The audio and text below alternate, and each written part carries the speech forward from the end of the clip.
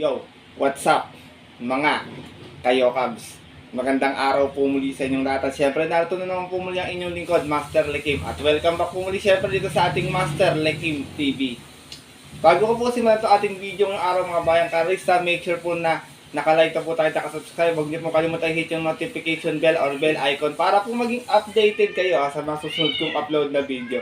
At ngayong araw mga bayang karista, syempre meron po tayong muling konting silip, giya at isang analysis sa karera para po ngayong araw ng Sabado. Weekend races, Saturday Racing, December 28, 2024. Dito pa rin siyempre sa Metro Turf Malbar, Batangas. Meron po sila inyandang 7 races. Magsisimula po sa ganap na alas 3 ng hapon. Sana po makatulong sa ito ating konting silip at giya. Makachamba tayo ng diado, mapasama tayo sa mga paborito natin mga exotic. Pero bago ko po simulan ito ating video, para anin na itong simpleng pabati na ito mula kay Bro Linter John Carter. Shoutout nga pala kay Bro Linter John Carter at ganun din kay Brother Jerry Kalonge. Shoutout sa iyo. Maraming salamat sa pagsuporta palagi. Advance Happy New Year, Bro Linter John Carter. At syempre, hindi ko na rin papatagay agad ito ating mga konting silip at gaya na to. Punta natin agad yan matapos lamang po yung ating maikli intro. Kaya let's go mga kayo Cavs.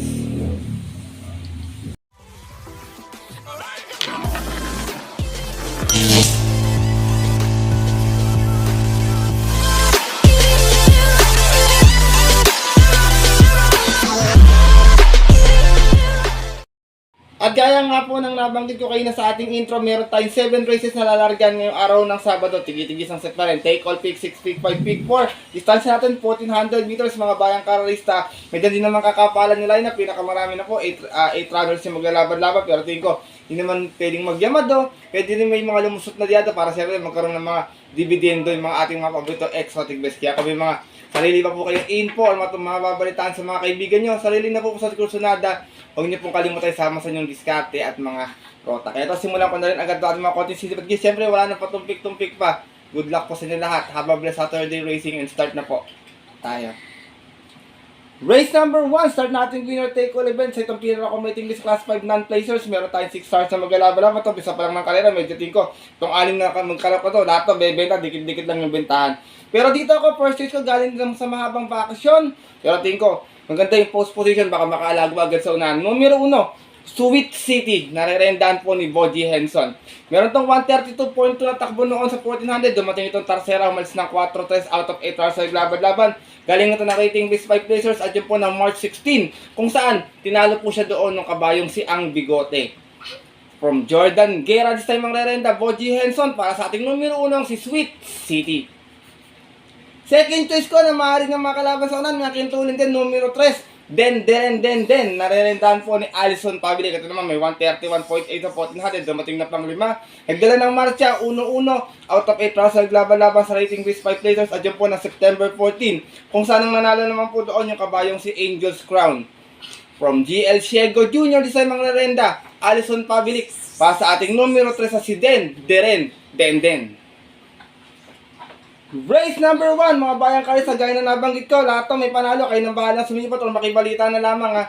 First choice ko po muli, numero 1, Sweet City. Second choice, numero 3, Den. Good luck po. At lipat na po tayo sa ating race number 2, kung saan magsisimula ating pick 6 event. Sa itong field accommodating base class 4, 34 to 39. Meron tayong 7 rounds na maglalaban-laban. Medyo magandang kalera din. Ilan dito mga imported horse, bayang kalerista. Pero dito ako, first choice ko, galing sa panalo last time, numero 1, Velvet Haze, na re-rendahan po ni Pabs M. Cabalejo.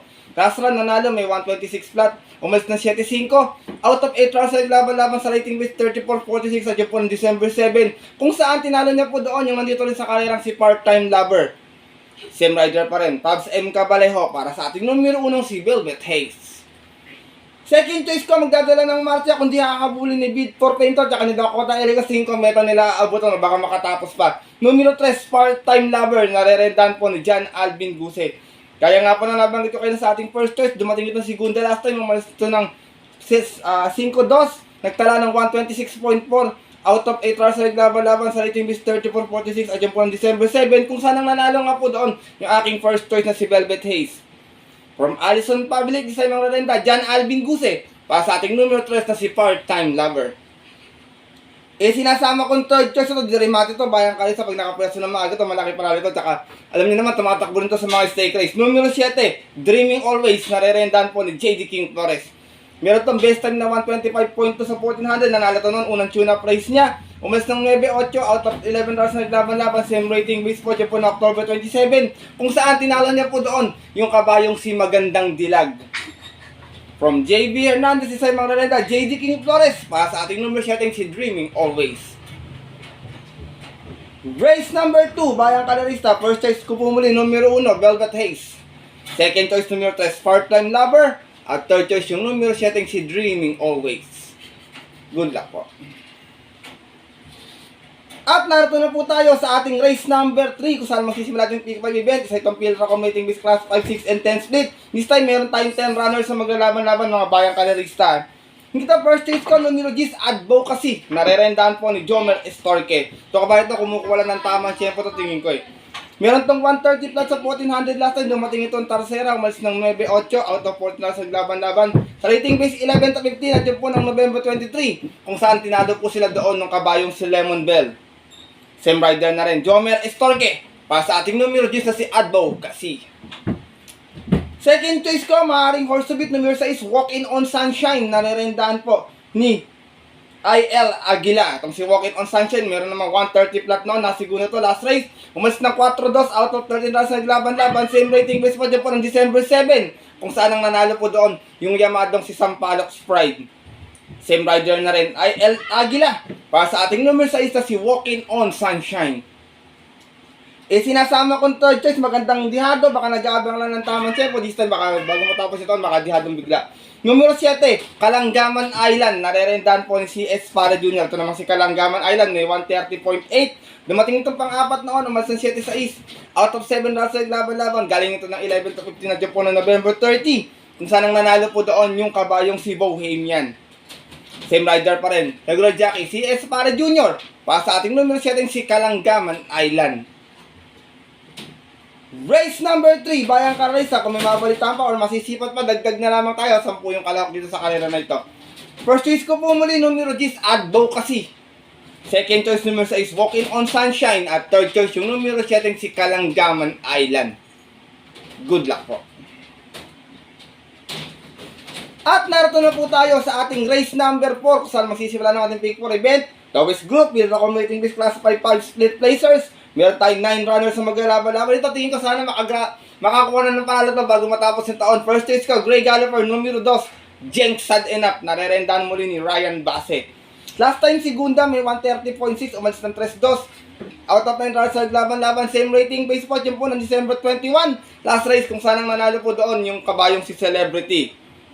Same rider pa rin tayo dito, Ryan Bassett. Para sa ating numero 2 na si Jenks Sad Enough.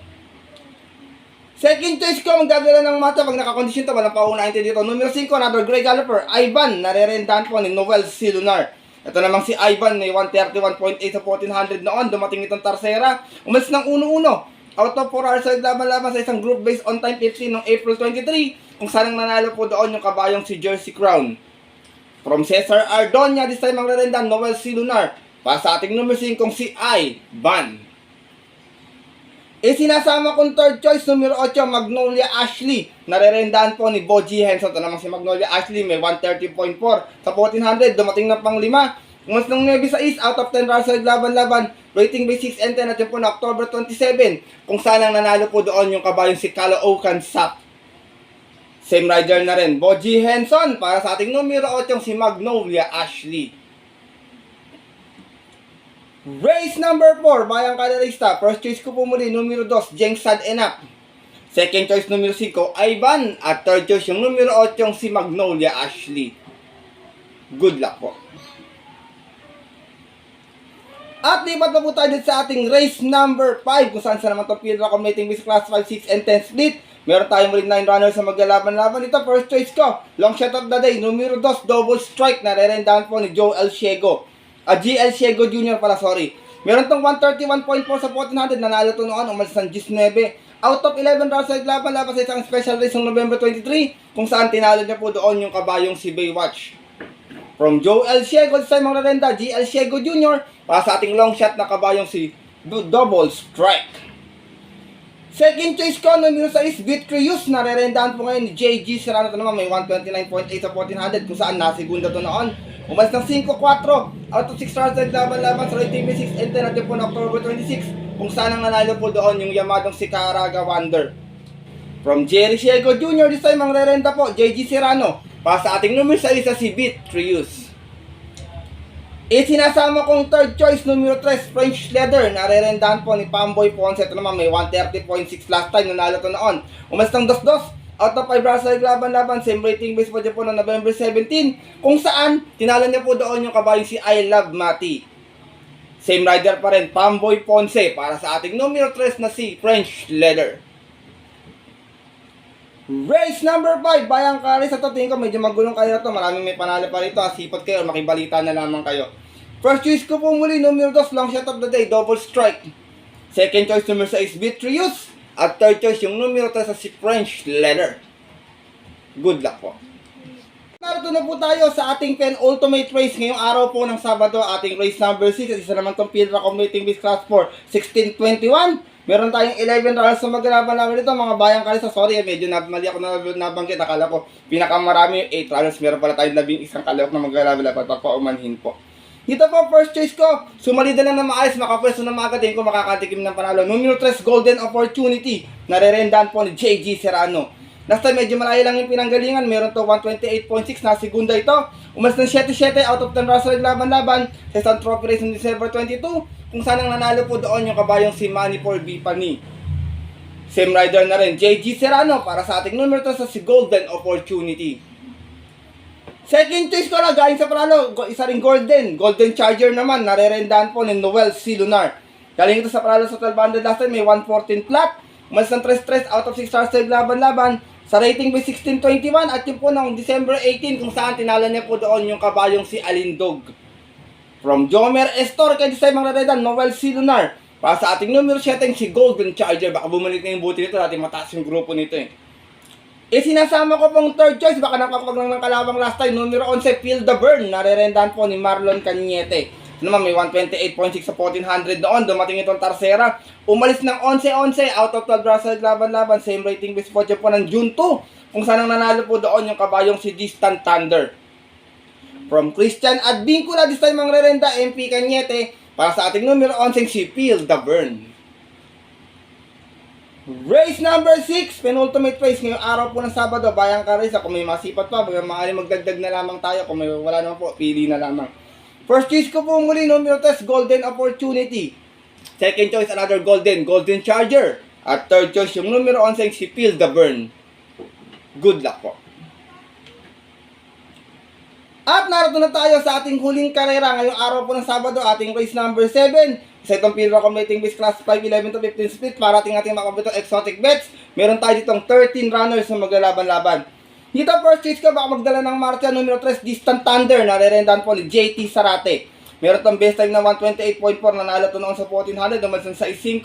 Out of 12 Russell laban-laban sa rating base 1621. At yun po ng June 2. Kung saan tinalo niya po doon yung kabayong si Matikas.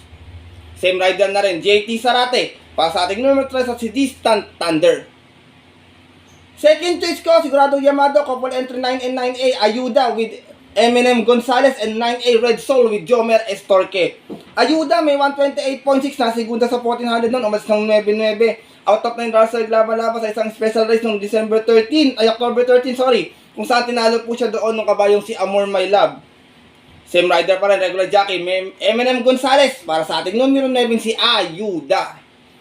Sa matato namang 9A na nagbabalik si Red Soul, galing sa panalo last time, meron to 128 flat. Umas ng 7-4, out of 12 Russell, 10 Russell laban-laban. Same rating base po po ng December 8, kung saan tinalo niya po doon yung kabayong si Stan and Faith.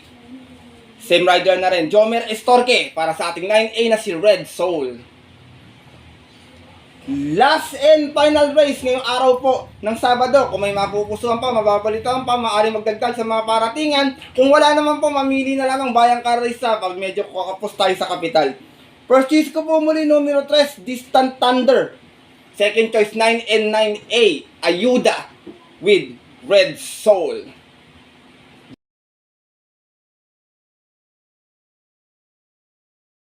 Yun nga po mga bayang karlista at ating mga kayokab sa tapos ito ating video na ating konting silip at giya ngayong araw po ng Sabado na sana po makatulong po sa inyong diskarte at paranaya. Mahalin nyo po itong sundin kung sundin po yung ating giya. Kung hindi naman po, wala pong problema mga bayang karlista. Dahil sariling aral ko lamang po ito, kuro-kuro at opinion sa karera. Pagdating po ng tayo sa takin, siyempre masanay po sa inyo pong napupuso at kursunada. And always mga bayang karlista, kayo pa rin po yung masusunod. Good luck po muli sa lahat and have a blessed Saturday racing. Siyempre maraming salamat po sa mga pagtutok, suporta at tiwala palagi dito sa ating YouTube channel. At yun po, hanggang dito na lamang tayo muli mga bayang karista. Bawi ako ng shoutout sa ating Sunday Racing. Magkita tayo susunod ko po upload na video. Ito po mula yung lingkod, Master Likim. Na always nagsasabi sa inyo, nagpapaalala na ang karera po dapat po dapat libangan lamang. Diretso tiyamba lang at talagang tapat-tapat lang. Minsan swerte, minsan malas. Pero pag pinagbigyan po tayo siyempre ng nasa taas, huwag natin kalimutan magpasalamat sa kanya at tumulong sa ating kapwa. Kasi simple pamamaraan lamang. Ika nga, share your blessings po. Good luck po muli sa inyo lahat and have a blessed Saturday racing. Advance Happy New Year na rin mga bayang karista. Sa mga pupunta po ng mga paboritong off-track betting station, 3 PM start time. Stay safe everyone. God bless bayang karista. Lalo na sa mga solido ditong diadistang mga ka. Yo!